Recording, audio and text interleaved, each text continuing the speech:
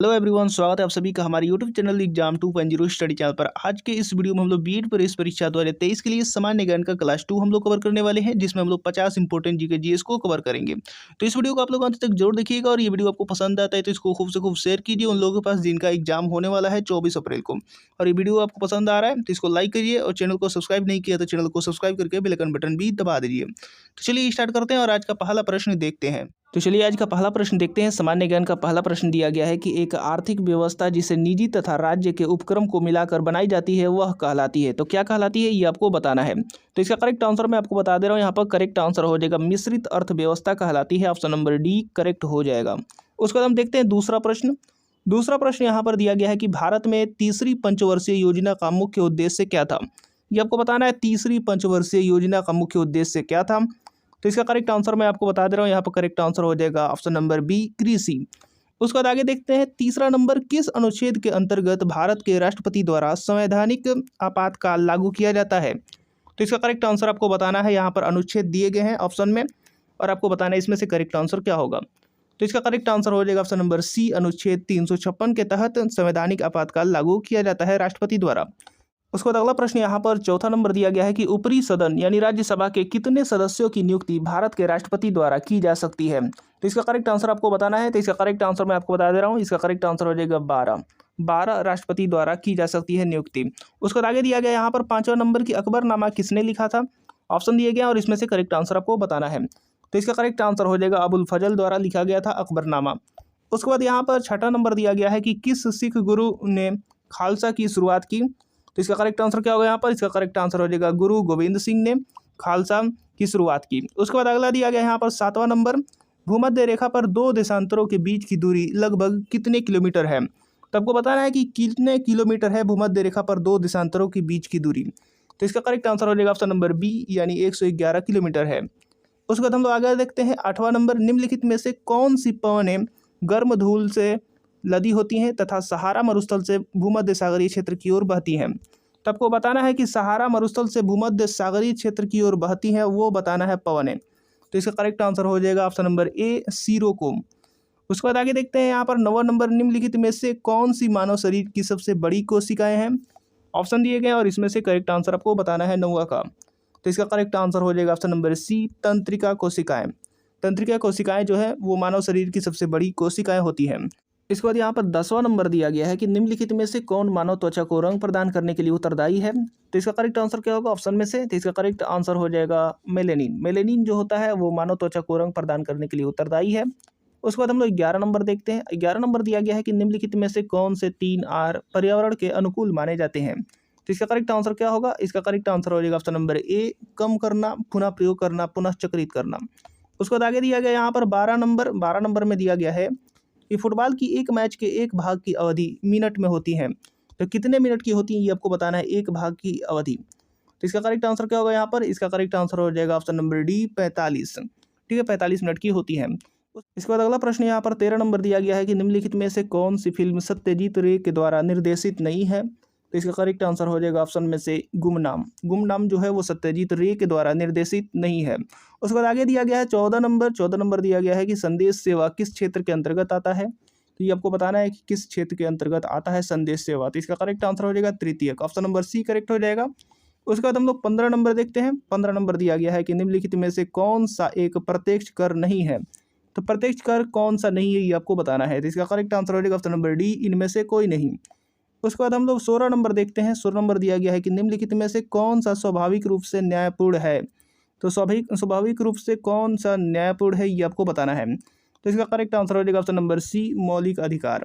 उसके बाद आगे दिया गया यहाँ पर 17 नंबर की निम्नलिखित संशोधनों में से किसे भारत का लघु संविधान भी कहा जाता है। तो इसका करेक्ट आंसर क्या होगा ये आपको बताना है, लघु संविधान किसे कहा जाता है। तो इसका करेक्ट आंसर हो जाएगा ऑप्शन नंबर बी यानी 42वां संशोधन। उसके बाद हम लोग 18 नंबर देखते हैं। अब 18 नंबर यहाँ पर दिया गया है कि लॉर्ड क्लाइव ने सिराजुद्दौला को किस युद्ध में हराया था। तो इसका करेक्ट आंसर क्या होगा ये आपको बताना है। तो इसका करेक्ट आंसर हो जाएगा प्लासी का युद्ध। प्लासी का युद्ध में सिराजुद्दौला को हराया था लॉर्ड क्लाइव ने। उसके बाद अगला देखते हैं यहाँ पर 19 नंबर, अल्पस पर्वत श्रृंखला किस महाद्वीप में स्थित है। ये आपको बताना है अल्पस पर्वत श्रृंखला किस महाद्वीप में स्थित है। तो इसका करेक्ट आंसर मैं आपको बता दे रहा हूँ। इसका करेक्ट आंसर हो जाएगा यूरोप में स्थित है। उसके बाद अगला प्रश्न यहाँ पर है 20 नंबर की, उत्तर प्रदेश में पहली बार 1887 में प्रकाशित होने वाली दैनिक समाचार पत्र हिंदुस्तान के संपादक कौन थे? तो आपको बताना है हिंदुस्तान के संपादक कौन थे। तो इसका करेक्ट आंसर हो जाएगा option number C, Madan Mohan Malviya. उसके बाद अगला प्रश्न है 21 नंबर की, उत्तर प्रदेश में किस वर्ष सभी सरकारी कार्यों के लिए हिंदी का प्रयोग करना कानूनी तौर पर अनिवार्य कर दिया गया था? तो किस वर्ष किया गया था ये आपको बताना है। तो इसका करेक्ट आंसर मैं आपको बता दे रहा हूँ, इसका करेक्ट आंसर हो जाएगा 1977 में। उसके बाद हम लोग अगला प्रश्न देखते हैं 22वां नंबर की, निम्न में से अकबर के दरबार के मुख्य चित्रकार कौन थे? आपको बताना है कि अकबर के दरबार के मुख्य चित्रकार कौन थे। तो इसका करेक्ट आंसर हो जाएगा ऑप्शन में से ऑप्शन नंबर सी, दसवंत। उसके बाद अगला प्रश्न हम लोग 23 नंबर देखेंगे। 23 नंबर यहाँ पर खाली स्थान दिया गया है और लिखा गया है कि फैजाबाद के एक प्रमुख संगीतकार थे जिन्होंने शास्त्रीय संगीत में टप्पा शैली का विकास किया। तो इसका करेक्ट आंसर क्या होगा यहाँ पर ऑप्शन में से? तो इसका करेक्ट आंसर हो जाएगा ऑप्शन नंबर ए, मुस्तरी बाई। उसके बाद अगला प्रश्न यहाँ पर 24 नंबर दिया गया है कि निम्नलिखित में से बुंदेलखंड का लोकप्रिय लोकगीत कौन सा है? तो इसका करेक्ट आंसर आपको बताना है। तो इसका करेक्ट आंसर हो जाएगा option number B, Alha. Alha जो है वो बुंदेलखंड का लोकप्रिय लोकगीत है। उसके बाद अगला प्रश्न यहाँ पर 25 नंबर दिया गया है कि निम्न में से कौन सी नदी भारत में ब्रह्म घाट पर करनाली नदी से जुड़ती है और घाघरा नदी से बन जाती है? इसका करेक्ट आंसर क्या होगा यहाँ पर? इसका करेक्ट आंसर हो जाएगा ऑप्शन नंबर सी, शारदा। उसके बाद अगला प्रश्न हम देखते हैं 26 नंबर के, निम्न में से किस खनिज को पीला केक भी कहते हैं? ये आपको बताना है कि पीला केक किसे कहते हैं। तो इसका करेक्ट आंसर हो जाएगा ऑप्शन नंबर बी, यानी यूरेनियम को कहा जाता है। उसके बाद हम लोग 27 नंबर देखेंगे। इसके बाद 27 नंबर यहाँ पर दिया गया है कि निम्न में से किस देश को पहले सीलोन कहा जाता था? तो इसका करेक्ट आंसर क्या होगा ये आपको बताना है। तो इसका करेक्ट आंसर हो जाएगा ऑप्शन नंबर बी, श्रीलंका को सीलोन कहा जाता था। और ये वीडियो आपको पसंद आ रहा है तो इसको लाइक कर दीजिए और रिक्वेस्ट है कि इस चैनल को सब्सक्राइब भी कर लीजिए ताकि हमारा एक भी वीडियो को नोटिफिकेशन आपसे मिस ना हो सके। और बेल आइकन बटन दबा करके रखिए और इसको खूब से खूब शेयर कीजिए। उसके बाद 28 नंबर यहाँ पर दिया गया है कि 1869 में नहर के खुलने से भारत यूरोप की दूरी 7000 किलोमीटर कम हो गई। तो किस नहर के खुलने से कम हुई है 7000 किलोमीटर की दूरी? तो इसका करेक्ट आंसर हो जाएगा ऑप्शन नंबर सी, यानी स्वेज नहर। ऑप्शन नंबर सी, स्वेज नहर के खुलने से यूरोप की दूरी 7000 किलोमीटर दूरी कम हो गई भारत से। उसका अगला दिया गया यहाँ पर 29 नंबर दिया गया कि निम्न में से कौन एक वैज्ञानिक होने के साथ साथ एक महान उद्योगपति भी थे जिन्होंने भारत में कई उद्योगों की स्थापना की? तो इसका करेक्ट आंसर क्या होगा यहाँ पर? इसका करेक्ट आंसर हो जाएगा option number C, Vikram Sarabhai. उसके बाद अगला प्रश्न यहाँ पर 30 नंबर दिया गया है कि a better India a better world के पुस्तक के लेखक कौन है? तो ये आपको बताना है कि पुस्तक के लेखक कौन है a better India a better world के। तो इसका करेक्ट आंसर हो जाएगा NR नारायण मूर्ति। उसके बाद अगला प्रश्न है 31 नंबर, फ़ारेनहाइट में जल का क्वथनांक कितना होता है? तो ये ऑप्शन दिए गए और इसमें से करेक्ट आंसर बताना है। तो इसका करेक्ट आंसर क्या होगा? इसका करेक्ट आंसर हो जाएगा 212 डिग्री फ़ारेनहाइट होता है जल का क्वथनांक। उसके बाद अगला प्रश्न देखते हैं। अगला प्रश्न दिया गया है कि निम्न में से कौन सी बागान फसल नहीं है? तो बागान फसल बताना है कि कौन सा नहीं है। तो इसका करेक्ट आंसर हो जाएगा ऑप्शन नंबर डी, मोटे अनाज जो है वो बागान फसल नहीं है। उसके बाद अगला प्रश्न यहाँ पर दिया गया है 33 नंबर की, तूर दाल को अन्य किस नाम से जाना जाता है? तो इसका करेक्ट आंसर क्या होगा यहाँ पर? इसका करेक्ट आंसर हो जाएगा अरहर की दाल के नाम से जाना जाता है, तूर की दाल। इसके बाद अगला प्रश्न यहाँ पर 34 नंबर दिया गया है, खाली स्थान दिया गया है और का प्रयोग हवा के बल और वेग को मापने के लिए किया जाता है। तो किसका प्रयोग किया जाता है हवा के बल और वेग को मापने के लिए? तो इसका करेक्ट आंसर हो जाएगा ऑप्शन नंबर डी, यानी एनीमोमीटर। एनीमोमीटर का प्रयोग किया जाता है। उसके बाद हम लोग देखते हैं 35 नंबर दिया गया है कि भारत में राष्ट्रीय हिंदी दिवस कब मनाया जाता है? तो इसका करेक्ट आंसर आपको बताना है। तो ये बहुत आसान है। इसका करेक्ट आंसर हो जाएगा ऑप्शन नंबर ए, 14 सितंबर को मनाया जाता है हिंदी दिवस। उसका अगला प्रश्न यहाँ पर 36 नंबर दिया गया है कि मानव अधिकारों की सार्वभौम घोषणा का अनुच्छेद 6 किससे संबंधित है? तो अनुच्छेद 6 किससे संबंधित है ये आपको बताना है। तो इसका करेक्ट आंसर हो जाएगा कानून के समक्ष एक व्यक्ति के रूप में मान्यता का अधिकार। ये करेक्ट आंसर हो जाएगा। उसका बाद हम लोग 37 नंबर देखते हैं। 37 नंबर दिया गया है। 37 नंबर यहाँ पर दिया गया है कि नेशनल स्टॉक एक्सचेंज का मुख्यालय कहाँ पर है? तो नेशनल स्टॉक एक्सचेंज का मुख्यालय आपको बताना है। तो इसका करेक्ट आंसर हो जाएगा ऑप्शन नंबर सी, यानी मुंबई में है।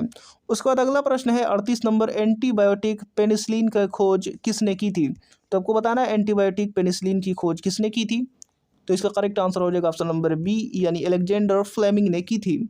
उसके बाद अगला प्रश्न है 39 नंबर, भारतीय संविधान की, और उसके बाद खाली स्थान दिया गया है, भारतीय गणराज्य की आधिकारिक भाषाओं की सूची प्रदान करती है।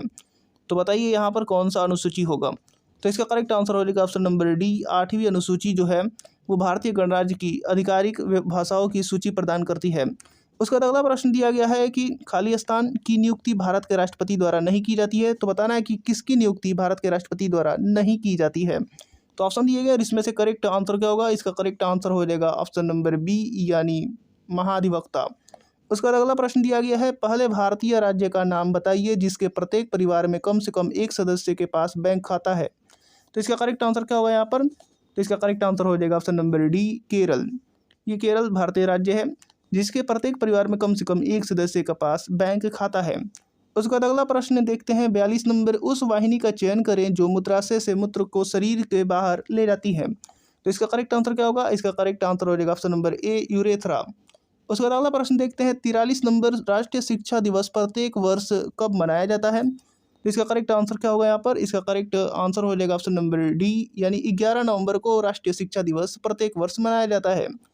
उसके बाद हम लोग अगला देखते हैं 44 नंबर यहाँ पर दिया गया है कि निम्न में से कौन सा जिला उत्तर प्रदेश के बुंदेलखंड क्षेत्र से संबंधित है। तो इसका करेक्ट आंसर आपको बताना है। तो इसका करेक्ट आंसर क्या होगा यहाँ पर? तो इसका करेक्ट आंसर हो जाएगा ऑप्शन नंबर बी जौनपुर। ठीक है, अगला यहाँ पर देखते हैं 45 नंबर दिया गया है कि उत्तर प्रदेश का क्षेत्रफल देश के कुल क्षेत्रफल का लगभग कितना प्रतिशत है। तो ये बताना है आपको कितना प्रतिशत है उत्तर प्रदेश का क्षेत्रफल देश के कुल क्षेत्रफल का। तो इसका करेक्ट आंसर हो जाएगा ऑप्शन नंबर डी 7.33%। उसके बाद अगला दिया गया यहाँ पर 6वीं शताब्दी ईसा पूर्व के दौरान मथुरा के आसपास के क्षेत्र को क्या कहा जाता था। तो इसका करेक्ट आंसर क्या होगा यहाँ पर? इसका करेक्ट आंसर हो जाएगा ऑप्शन नंबर सी यानी सूरसेन कहा जाता था। ये ऑप्शन नंबर सी करेक्ट हो जाएगा 46 का। उसके बाद अगला प्रश्न देखते हैं 47 नंबर दिया गया है कि निम्न में से किस रूमानी काव्य लेखक को उनकी कृति मदनाष्टक के लिए जाना जाता है। तो इसका करेक्ट आंसर मैं आपको बता दे रहा हूँ रहीम, ये रहीम हो जाएगा। उसके बाद अगला प्रश्न देखते हैं। अगला प्रश्न यहाँ पर 48 नंबर दिया गया है कि मनुष्य के पित्त का उत्पादन किस अंग में होता है। मनुष्य में पित्त का उत्पादन किस अंग में होता है ये आपको बताना है। तो इसका करेक्ट आंसर हो जाएगा ऑप्शन नंबर सी जिगर में होता है। उसके बाद अगला प्रश्न दिया गया है यहाँ पर राष्ट्रीय मानवाधिकार आयोग भारत में कब स्थापित हुआ था। राष्ट्रीय मानवाधिकार आयोग भारत में कब स्थापित हुआ था ये आपको बताना है, किस वर्ष स्थापित हुआ था। तो इसका करेक्ट आंसर हो जाएगा ऑप्शन नंबर सी 1993 में हुआ था। उसके बाद अगला देखते हैं 50 नंबर, भारत के संविधान के मूल दस्तावेज को द्वारा हाथ से लिखा गया था। तो किसके द्वारा हाथ से लिखा गया था ये आपको बताना है। तो इसका करेक्ट आंसर क्या होगा यहाँ पर? इसका करेक्ट आंसर हो जाएगा ऑप्शन नंबर सी प्रेम बिहारी नारायण राय जादा द्वारा भारतीय संविधान के मूल दस्तावेज को हाथ से लिखा गया था। तो ये वीडियो का लास्ट प्रश्न था और उम्मीद करता हूँ कि वीडियो आपको पसंद आया है और अभी तक आपने इसको लाइक नहीं किया है तो इसको लाइक कर दीजिए और चैनल को सब्सक्राइब नहीं किया है तो चैनल को सब्सक्राइब करके रखें और साथ में बेल आइकन बटन भी दबा दें ताकि हमारा एक वीडियो का नोटिफिकेशन आपसे मिस ना हो सके। मिलते हैं अगले वीडियोज़ में।